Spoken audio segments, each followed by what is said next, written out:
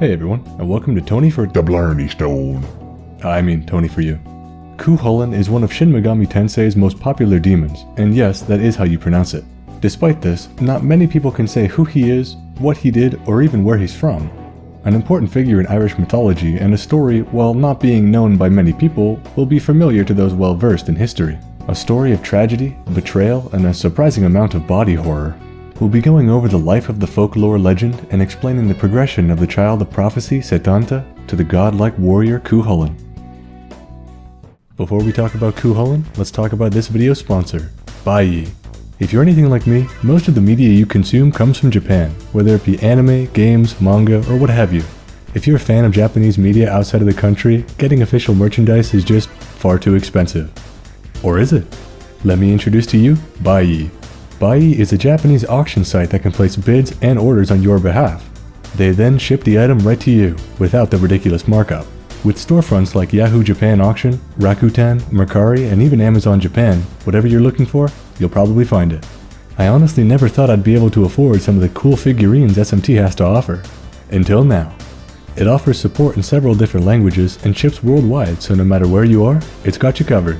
On top of that, Buyee offers several different payment and shipping methods as well. Anybody that signs up using the link in the description below will get 2,000 yen, or about $20 off your first purchase. If you're interested, sign up and browse with 2,000 yen off. For context, the stories regarding Cu Chulainn are a part of a grander series of stories commonly referred to as the Ulster Cycle. These are a body of medieval Irish legends set far in the past. The stories focus on the mythological Ulster king Cruthur mac Nessa, his court, which includes Cu Chulainn, and their conflict with rival kingdom Connachta and Queen Maeve. There will be a lot of Irish words in this episode, and I hope I'm pronouncing them well enough. Sorry in advance. Stories regarding the birth of Setanta, Cu Chulainn's birth name, have changed over the years. Early incarnations of the story depict his birth as a much more grim affair. In the earliest depictions, Dannan is the daughter of the king Cruthur, and while out hunting are forced to seek shelter from a snowstorm. They enter a nearby house, whose inhabitants are going into labor with child, and Dannan assists the birth of a baby boy, while nearby a horse gives birth to two colts. The king and his daughter leave, but when they return from the hunt, the family has disappeared and only the baby and the horses remain.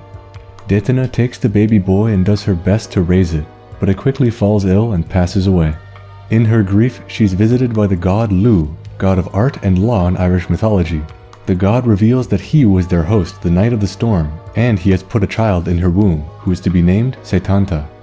Her pregnancy turns into scandal, and out of desperation to seem faithful to her husband, aborts the child and conceives another boy, whom she still names Setanta. In this version, his demigod status is debated, as the god Lu's child is no more, but the name Setanta remained as the god wished, infusing him with his power. The more commonly believed story is that Dannan was Cruthur's sister and went missing from the capital one day. Like the other story, the king and his court go out hunting and once again seek shelter from a snowstorm. When they find a nearby house, their hosts are the god Lu and the king's missing sister Dannan, who is in labor when they stay the night. She gives birth, and the boy's name is Setanta. Setanta is given into fosterage with the king, and many in his court argue over which is to be the foster child of the demigod, but it's agreed upon that he should be raised by all of them. Each of the men, including the king, take turns teaching the young Setanta good judgment, eloquent speech, the importance of protecting the weak, and general education. Each of the noblemen and their families deeply cared for and loved the young Setanta dearly. His father Lu, in addition to being a prominent god, is a member of the tuatha dannan, meaning the folk of the goddess Danu. Danu is believed to be a mother goddess by Victorian researchers' accounts. Her folk are described as an immortal tribe of gods led by the Dagda and reside in the otherworld, but interact with humans on several occasions. Cu Chulainn represents a bridging of the two worlds, distinct from the stories of, say, Zeus, who is described as not the ideal partner, to say the least. Setanta's appearance is described as a small young man with no facial hair and thick black hair. This can vary wildly though, as some describe him as a strange creature with 7 pupils in each eye, multicolored hair, hands with 7 fingers, and feet with 7 toes. While the variants of his physical depiction may seem to be ridiculous, they will make more sense soon. When Setanta was being trained alongside other boys, he ran onto the field without asking for the other boys' permission. Seeing this as a challenge of their skill, they began attacking the young Setanta. At this moment, Setanta was overcome by what was known as a warp spasm. His body rapidly expanded, his organs shook violently within his body, his feet and shins switched to the rear, one of his eyes sucked into his head while the other fell dangling on his cheek, and he started spewing fiery flakes from his mouth. Quite a disturbing sight, I'm sure. With his body all but turned inside out, spewing blood from his forehead, he beat back the other boys with only one hand. With his birth and quite disturbing childhood stories out of the way, we can get into his formative years. One day, the king of Ulster was invited to a banquet hosted by Chulainn, the blacksmith. The king invited his nephew Setanta to come along with him, and the young boy accepted, but he would only come after his friendly game of hurling with his friends. The king arrived, but forgot to tell Chulainn about his nephew's coming, and when the blacksmith noticed a strange man running up to the castle, he sicked his hound on the young boy. Without any other option, Setanta killed the hound in self-defense. Chulainn was distraught at the loss of his hound due to this misunderstanding. Due to his virtuous upbringing, Setanta felt it his duty to raise the man a new hound. Until that hound came of age, Setanta would protect the man's home instead. A druid attending the feast announced from that day on the boy's new name would be Cu Chulainn, meaning the Hound of Chulainn. Sometime after the young boy's new life, the same druid spoke of a prophecy. Any warrior who took up arms on this day would receive everlasting glory.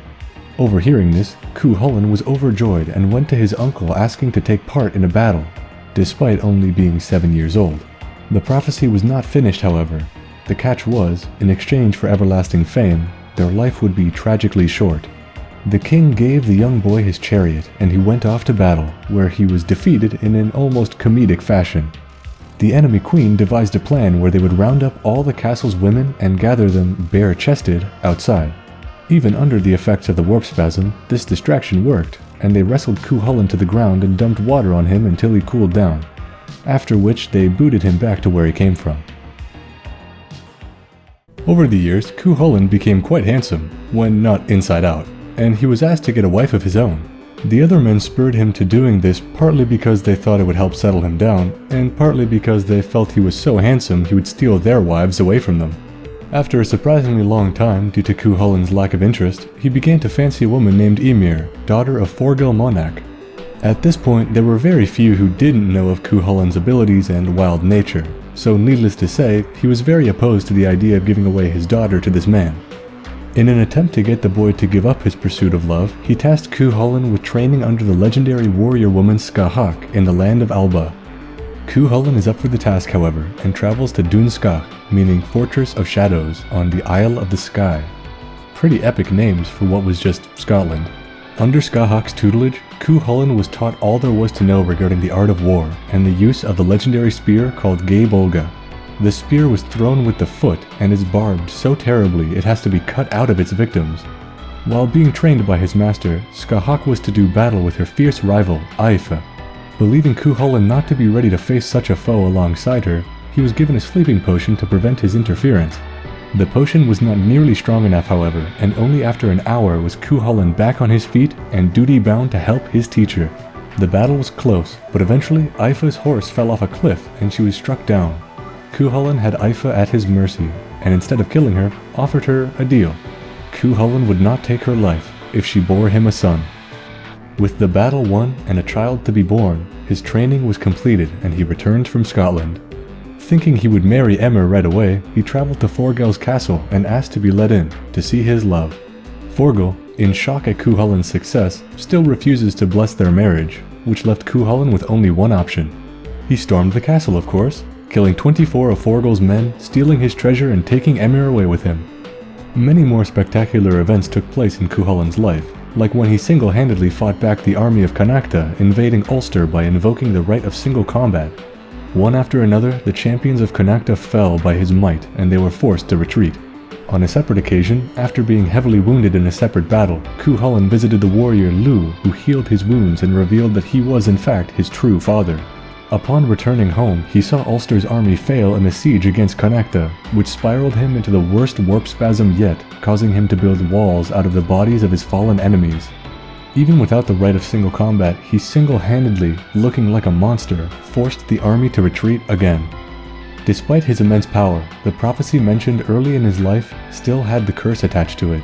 he was to die at a young age, and many more tragedies would befall him. 8 years after his marriage to Emer, a young man approached Cu Chulainn. The young man was duty-bound not to identify himself and engages Cu Chulainn in combat to defend himself.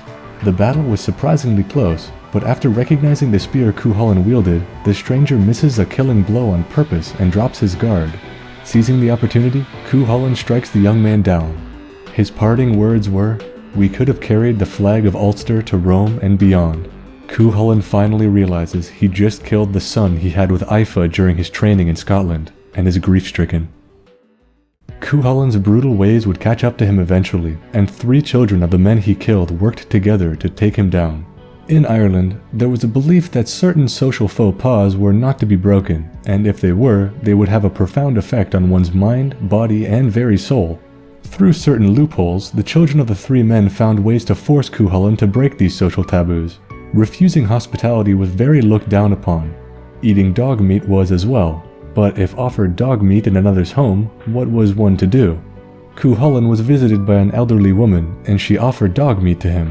Seeing no other option, he ate the food, severely weakening him. 3 spears were made in honor of his downfall. 1 would kill his horse, 1 would kill his charioteer, and 1 would kill him. Facing down his enemies, weakened in every aspect, he saw his end drawing near. In anticipation, Cu Chulainn tied himself to a stone so he would never fall to his knees. He fought as best as he could before finally succumbing to his wounds, standing like a warrior. He fought so ferociously even tied up that only after a raven landed on his shoulder did the men believe he was dead. In Shin Megami Tensei, Cu Chulainn is a thin young man with long black hair wearing a full suit of white and blue armor, colors seen on the flag of Scotland. He is never seen without his spear, which can be assumed to be Gay Bolga, despite it not being barbed as in the tales. Setanta, Cu Chulainn's younger self, is very similar to his adult version, with shorter hair and armor more akin to a gambeson rather than a plate armor. Setanta is even referred to as the hound-killing maverick in Persona 5. Quite an apt title.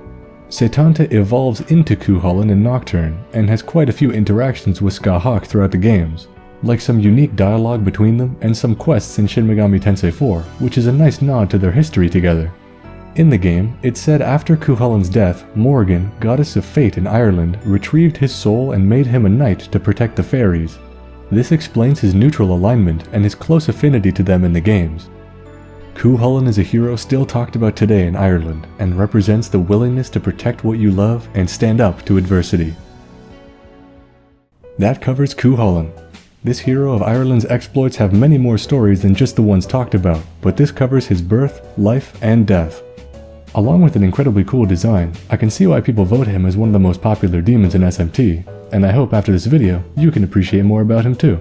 Scathach and Cu Chulainn are always a part of my team at some point, no matter what SMT game I'm playing. Special thanks to Auto Shift, Frankie Stoned, Heavenly Potato, John, Mr. 8 Eyes, Rex Zakel, Video Gamer 75, and many more for supporting the channel on Patreon. If you'd like to support, check the link in the description below. Thanks for watching this SMT lore, and I'll see you in the next Tony for You. Have a good one.